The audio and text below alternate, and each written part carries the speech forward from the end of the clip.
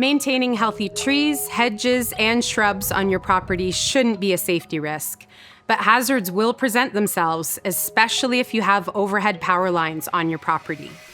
If you're hiring a hedge trimmer, landscaper, or arborist, or performing some yard work yourself, safety should always be your top priority. Choosing the wrong contractor can be dangerous and costly. However, there are some simple precautions you can take to make sure you and your property stay safe. Let's review some key questions you should ask a contractor before you hire them. Ask about their business and about health and safety. How long have they been in business? Can they provide references? Can they provide a business license? All Ontario businesses should be registered with the government. Licensed businesses typically carry insurance and liability protection and are required to keep up with laws, best practices, and standards. Does the contractor use a written contract that includes the scope of work? You should have clear expectations about what tasks will be done and how.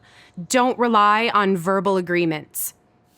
Can the contractor show a current copy of their WSIB clearance certificate? If a contractor is not covered by WSIB, you may be liable for any injuries they experience on your property. Does the contractor have any other work-related insurance? You could be on the hook for repair costs if the contractor damages your property.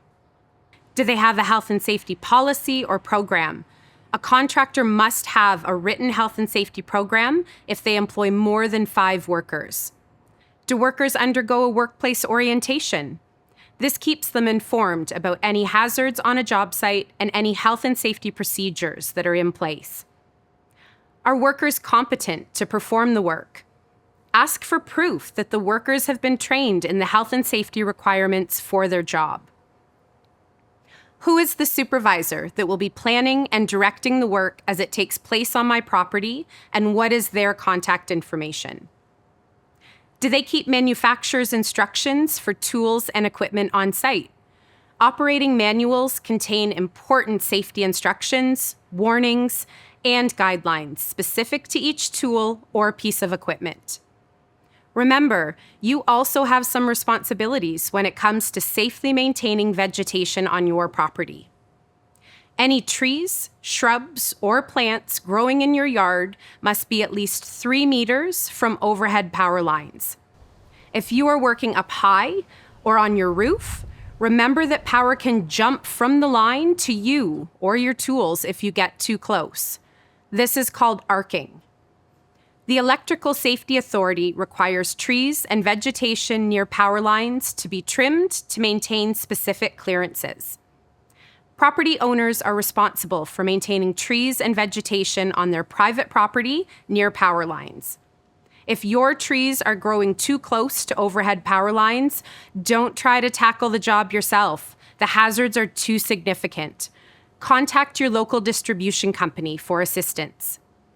If you're doing any task yourself that brings you up high and close to overhead power lines, look up and be aware of where they are at all times.